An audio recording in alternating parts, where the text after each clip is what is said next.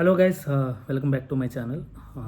അപ്പോൾ നമ്മളിന്ന് വന്നിരിക്കുന്നത് ഗുഡ് ബൈ ഡോഗ്ലി എന്ന് പറയുന്ന അജിത്തിൻ്റെ സിനിമയുടെ റിവ്യൂ ആയിട്ടാണ്. ആക്ച്വലി ഈ സിനിമയെ കുറിച്ച് പറയുകയാണെങ്കിൽ ഞാൻ ആദ്യം ട്രെയിലർ കണ്ടിട്ടാണ് സിനിമ കാണാൻ പോയത്. നോർമലി ഞാൻ ഇപ്പോൾ ഇറങ്ങുന്ന സിനിമകളുടെ ട്രെയിലർ കാണാനില്ല, കാരണം നമ്മൾ ട്രെയിലർ കണ്ടിട്ട് കുറേ എക്സ്പെക്റ്റേഷനൊക്കെ വെച്ച് നമ്മൾ പടം കാണുമ്പോൾ അതിൻ്റെ അത്ര വരുന്നില്ല. എക്സാമ്പിളായിരുന്നു നമ്മുടെ എമ്പുരാൻ. നമ്മൾ ട്രെയിലറും കാര്യങ്ങളൊക്കെ കണ്ട് ഭയങ്കര ഫിലിമാണെന്ന് പോയിട്ട് വരുമ്പോൾ കണ്ടൻറ്റ് അത്ര ഇല്ലായിരുന്നു. ഓക്കെ, അത് വേറെ റിവ്യൂ. സോ ഈ പടത്തിലേക്ക് വരുമ്പോൾ ഞാൻ ആക്ച്വലി ഒരു വിജയ് ഫാനാണ്. ഫാൻ എന്ന് പറയുകയാണെങ്കിൽ വിജയ് ഫാനാണ്. അജിത്തിൻ്റെ സിനിമകൾ ഇഷ്ടപ്പെടുന്ന ഒരാളാണ്. അജിത്തിൻ്റെ മാത്രമല്ല, വിക്രം, അജിത്, സൂര്യ എല്ലാവരുടെയും ഇഷ്ടപ്പെടുന്ന ഒരാളാണ്. പക്ഷേ എനിക്ക് തോന്നുന്നു ആക്ച്വലി പടം കണ്ടു കഴിഞ്ഞപ്പോൾ നമ്മളൊരു എനിക്കെന്തോ വിജയനേക്കാളും കൂടുതൽ അജിത്തിനെ ഇഷ്ടപ്പെടുന്നുണ്ടോ, അല്ലെങ്കിൽ ആ ഒരു ഈക്വൽ ലെവലിൽ ഇഷ്ടപ്പെടാൻ തുടങ്ങിയോ എന്നൊരു ഡൗട്ടാണ്. കാരണം ഈ പടം എന്ന് പറയുന്നത്, ഈ പടത്തിൽ കഥയില്ല. അതായത് കഥയുണ്ട്, ഐ മീൻ സിനിമയ്ക്ക് വേണ്ടിയുള്ള ഒരു കഥയുണ്ട്. ബട്ട് ഈ പടം മെയിനായിട്ട് എടുത്തിരിക്കുന്നത് അജിത്ത് എന്ന് പറയുന്ന നടൻ ആരാണ്, അല്ലെങ്കിൽ അജിത്ത് എന്ന നടനെ സെലിബ്രേറ്റ് ചെയ്യാൻ എന്നൊക്കെ നമ്മൾ എടുക്കില്ലേ, അതായത് ഒരു ട്രിബ്യൂട്ട് പോലെ നമ്മൾ എടുക്കുന്നൊരു പടമാണ്. ഇപ്പോൾ നമ്മൾ നോർമലി കുറേ ഫാൻ ബോയ് സംഭവങ്ങൾ കണ്ടിട്ടുണ്ട്. അതായത് ഫാൻ ബോയ്സ് ഡയറക്ടറായിട്ട് സ്ക്രീൻ പ്ലേ ഡയറക്ഷൻ ചെയ്യുന്ന പടങ്ങൾ. ഇപ്പോൾ കാർത്തിക് സുബ്ബരാജ് നമ്മുടെ രജനീകാന്തിനെ വെച്ചെടുത്ത പേട്ട, അതുപോലെ തന്നെ നമ്മുടെ വിജയ് സാറിനെ വെച്ചിട്ട് അറ്റ്ലി എടുക്കാറുള്ള പടങ്ങൾ, പൃഥ്വിരാജിനെ വെച്ച് മോഹൻലാലിനെ വെച്ച് പൃഥ്വിരാജ് ലൂസിഫർ എടുത്ത പോലെ. സോ അങ്ങനെയുള്ള ഫാൻ ബോയ് സംഭവങ്ങൾ നമ്മൾ കണ്ടിട്ടുണ്ട്. പക്ഷെ അതിലൊക്കെ ഒരു പ്രത്യേക ഒരു ഐ മീൻ അവർക്ക് വേണ്ടി ഒരു കഥയുണ്ടായിരുന്നു. അതായത് ഒരു സിനിമയുടെ കണ്ടന്റിനെ നോർമലൊരു സിനിമ എങ്ങനെയാണോ അതിൻ്റേതായിട്ടുള്ള കഥയും കാര്യങ്ങളും എല്ലാം ഇൻക്ലൂഡ് ആക്കിയിട്ടാണ് ആ സിനിമകളും കാര്യങ്ങളൊക്കെ വന്നത്.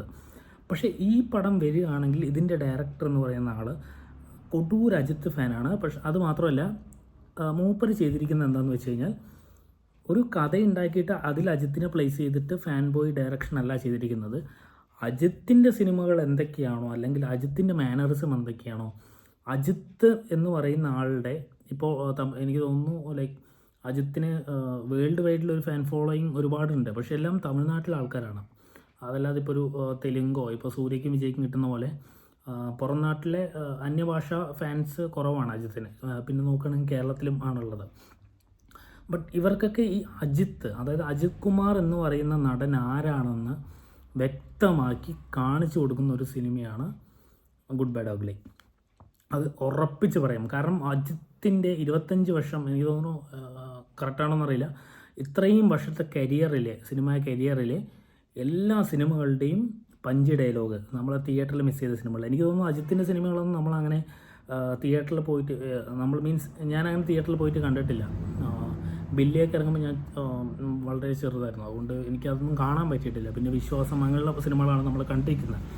ഒരു വിൻറ്റേജ് അജിത്ത് ഉണ്ട്. അതായത് അജിത്തിൻ്റെ വിൻറ്റേജ് ലുക്കിന് തന്നെ കുറേ ആരാധകരുണ്ടെന്നാണ് പറയണത്. ഇപ്പം എങ്ങനെയാണോ അന്ന് കാലത്ത് തന്നെ അജിത്ത് രജനീകാന്തിനൊക്കെ നല്ല ഓപ്പോസിറ്റ് നിന്നിരുന്ന, ഫാൻ ബേസിൽ നിന്നിരുന്ന ഒരു താരമാണ് അജിത്ത് എന്ന് പറയുന്നത്.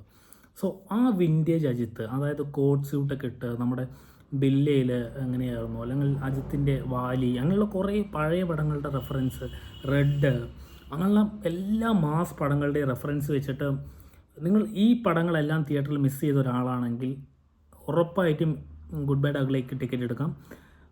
It will never disappoint U. Okay, അത്രയും അടിപൊളിയായിട്ടാണ് ചെയ്തു വെച്ചിരിക്കുന്നത്. ഇതിൻ്റെ മെയിനായിട്ട് പറയുകയാണെങ്കിൽ നിങ്ങൾ പടം കാണാൻ പോകുമ്പോൾ ഇതിൽ ഒരു ലോജിക്കും ഇല്ല പടത്തിൽ. ഐ മീൻ കഥയായിട്ടോ വേറെ ഒരു ലോജിക്കും മൈൻഡിൽ നിന്ന് നമ്മൾ റിമൂവ് ചെയ്തിട്ട് പോവുക. നിങ്ങൾ എടുക്കുന്ന ടിക്കറ്റ് ഒരു 2.5 മണിക്കൂർ നിങ്ങൾക്ക് ഫുൾ ആൻഡ് ഫുൾ എൻജോയ് ചെയ്തിട്ട് കുറേ നിലവിളിച്ച്, എനിക്ക് തോന്നുന്നു എൻ്റെ തൊണ്ടയ്ക്ക് ഭയങ്കര പ്രശ്നമായിരുന്നു പടം കണ്ടതിന് ശേഷം.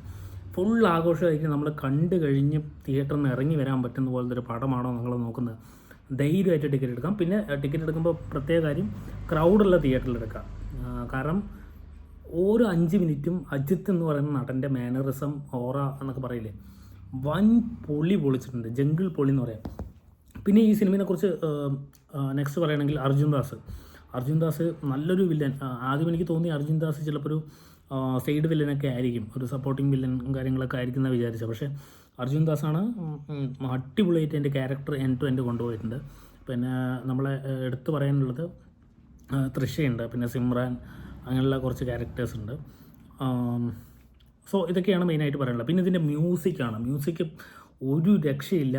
BGM ഒക്കെ നമ്മൾ മാർക്ക് ആൻഡ് സിനിമ കാണുന്ന പോലെ ഒരു ലാഗും ഇല്ലാതെ, ഒരു സീൻസ് ഒരു ലാഗും ഇല്ലാതെ, മ്യൂസിക് കറക്റ്റ് മ്യൂസിക്. ഒരു സീന് കാണുന്നുണ്ടെങ്കിൽ, ഒരു ആക്ഷൻ രംഗം ഉണ്ടെങ്കിൽ അതിൻ്റെ കറക്റ്റ് മ്യൂസിക്, ഗൂസ് ബൂംസ് എന്താണോ എവിടെയാണോ നമുക്ക് കിട്ടുന്നത് അവിടെ കിട്ടുന്നുണ്ട്. ആ തരത്തിലാണ് ഇതിൻ്റെ മ്യൂസിക് ചെയ്തിരിക്കുന്നത്. പിന്നെ ഇപ്പോൾ ഞാൻ പറഞ്ഞ പോലെ തന്നെ എഡിറ്റിംഗ്, ഈ പടത്തിൻ്റെ എഡിറ്റിങ്ങിന് സീരിയസ് ആയിട്ട് ഞാൻ പറയുകയാണെങ്കിൽ നല്ല കഴിവുള്ള മനുഷ്യനെ ചെയ്തിരിക്കുന്നത്. കാരണം എഡിറ്റിംഗ് എന്നൊക്കെ പറയുന്നത് ഒരു ലാഗ് നമ്മൾക്ക് ഫീൽ ആവില്ല. ഇപ്പോൾ ചില സിനിമകൾ ഉണ്ടാവും, നമുക്ക് മേ ബി 75% നമുക്ക് കണ്ടിരിക്കാൻ പറ്റും, ബാക്കി 25% കുറച്ച് ലാഗായിരിക്കും. ഇതെങ്ങനെ ഈ ഒരു സീൻ എങ്ങനെ തള്ളി നിൽക്കാം എന്നുള്ള ഒരു മെയിൻ സെറ്റിൽ നമ്മൾ കണ്ടുകൊണ്ടിരിക്കും ലാഗുള്ള പടങ്ങളിൽ. പക്ഷേ ഈ ഒരു പടത്തിൽ ലാഗില്ല. അതായത് നിങ്ങൾക്ക് ഓരോ 5 നിമിഷവും നിങ്ങൾ എണിച്ച് നിലവിളിക്കുന്ന പോലെ ഒരു പടം ചെയ്തിരിക്കുന്നത്. പ്യൂർ സാധനം. എനിക്ക് ഇൻ്റർവെല്ല് ബ്ലോക്കൊന്നും ആയത് അറിഞ്ഞേയില്ല. സീരിയസ്ലി ഞാൻ പറയാം, ഇൻ്റർവെൽ ആയപ്പോഴാണ് ഞാൻ നോക്കുന്നത്, അയ്യോ ഇത്ര പെട്ടെന്ന് പടം കഴിഞ്ഞു എന്നുള്ളത്.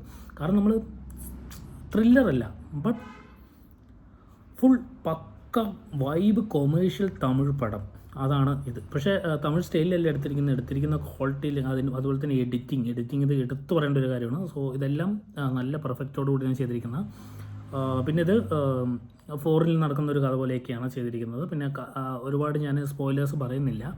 അപ്പോൾ മെയിനായിട്ട് നിങ്ങളൊരു കൊമേഴ്ഷ്യൽ ഫിലിമിൻ്റെ ഫാനാണ്, അതായത് ഇപ്പോൾ നിങ്ങൾ രജനീകാന്തിൻ്റെ പടം ആയിക്കോട്ടെ, അല്ലെങ്കിൽ വിജയൻ്റെ പടം ആയിക്കോട്ടെ, സൂര്യയുടെ വിക്രം, അങ്ങനെ നിങ്ങൾ ലാലേട്ടൻ്റെ പടം ആയിക്കോട്ടെ, ഒരു കൊമേഴ്ഷ്യൽ പടം നിങ്ങൾ തിയേറ്ററിൽ പോയി എൻജോയ് ചെയ്യുന്ന, അല്ലെങ്കിൽ എൻജോയ് ചെയ്ത് കാണുന്ന ഒരാളാണെങ്കിൽ ഈ ഒരു സിനിമ എന്ന് പറയുന്നത് നിങ്ങൾ മിസ് ചെയ്ത് കഴിഞ്ഞാൽ പിന്നെ നിങ്ങളുടെ ലൈഫിൽ മിസ്സാവുന്ന വലിയൊരു സംഭവമാണ്. കാരണം അത്രയും അടിപൊളി സിനിമയാണ്. അപ്പോൾ എല്ലാവരും തിയേറ്ററിൽ പോയി തന്നെ കാണാം.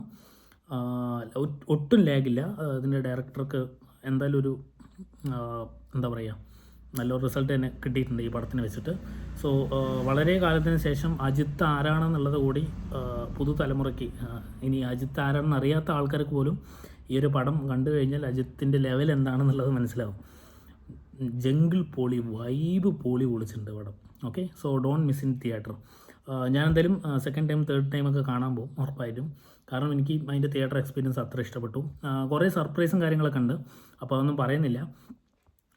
അപ്പോൾ പടം എല്ലാവരും തിയേറ്ററിൽ പോയി കാണാം. അടിപൊളി പടമാണ്. Okay, by.